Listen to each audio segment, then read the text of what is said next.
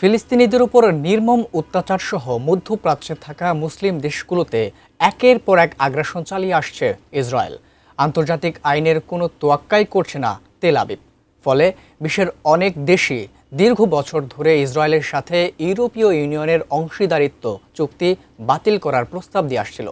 কিন্তু ইসরায়েলের এই ইস্যুতে বিভক্ত হয়ে পড়েছে ইউরোপ। বিস্তারিত ডেস্ক রিপোর্টে।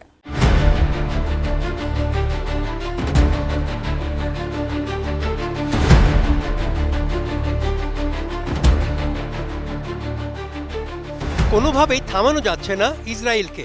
গত কয়েক দশকে গাজায় আগ্রাসনের পাশাপাশি সিরিয়া, লেবানন ও ইয়েমেনে হামলা চালিয়ে যাচ্ছে নেতানিয়াহুর বাহিনী।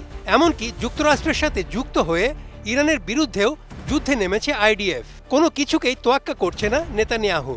আন্তর্জাতিক আইন ও মানবাধিকার প্রশ্নে অনেক দেশই তাদের বিরুদ্ধে অবস্থান নিয়েছে। কিন্তু ২১ এপ্রিল লুক্সেমবার্গে অনুষ্ঠিত হওয়া ইউরোপীয় ইউনিয়নের বৈঠকে এবার ইসরায়েল ইস্যুতে দুই ভাগে বিভক্ত হয়ে পড়েছে ইউরোপ।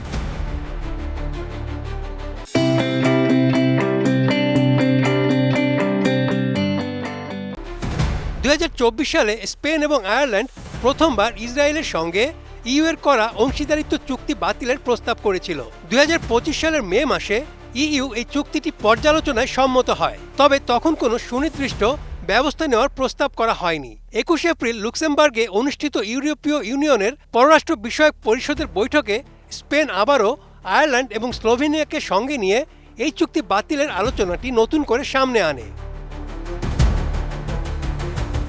লুক্সেমবার্গে অনুষ্ঠিত ইইউ পররাষ্ট্র মন্ত্রীদের বৈঠকে স্পেন ও আয়ারল্যান্ড ২০০০ সালে স্বাক্ষরিত ইসরায়েল ও ইইউ এর সহযোগিতা চুক্তি স্থগিতের বিষয়টি আবারও উত্থাপন করে। তবে জার্মানি ও ইতালি এই প্রস্তাবের বিরোধিতা করে আলোচনাকে মূলত কূটনৈতিক সংলাপের মধ্যেই সীমিত রাখার পক্ষে মত দেয়। সেই সাথে চুক্তি স্থগিতের আহ্বান প্রত্যাখ্যান করে দেয় দেশ দুটি।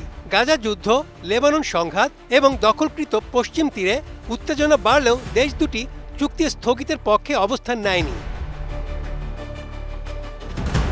জার্মান পররাষ্ট্রমন্ত্রী ইয়োহান ওয়াডেফুল বলেন, ইসরায়েলের সঙ্গে গুরুত্বপূর্ণ বিষয়ে আলোচনা অবশ্যই প্রয়োজন, তবে তা সমালোচনামূলক হলেও গঠনমূলক সংলাপের মাধ্যমে হওয়া উচিত। তার মতে চুক্তি স্থগিতের মতো পদক্ষেপ বর্তমান পরিস্থিতিতে উপযুক্ত নয়।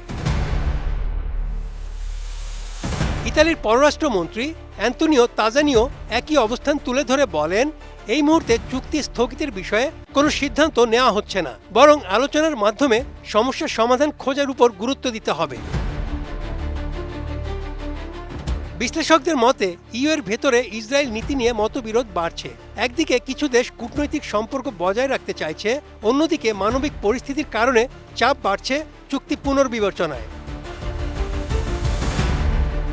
Desk report, ATN news.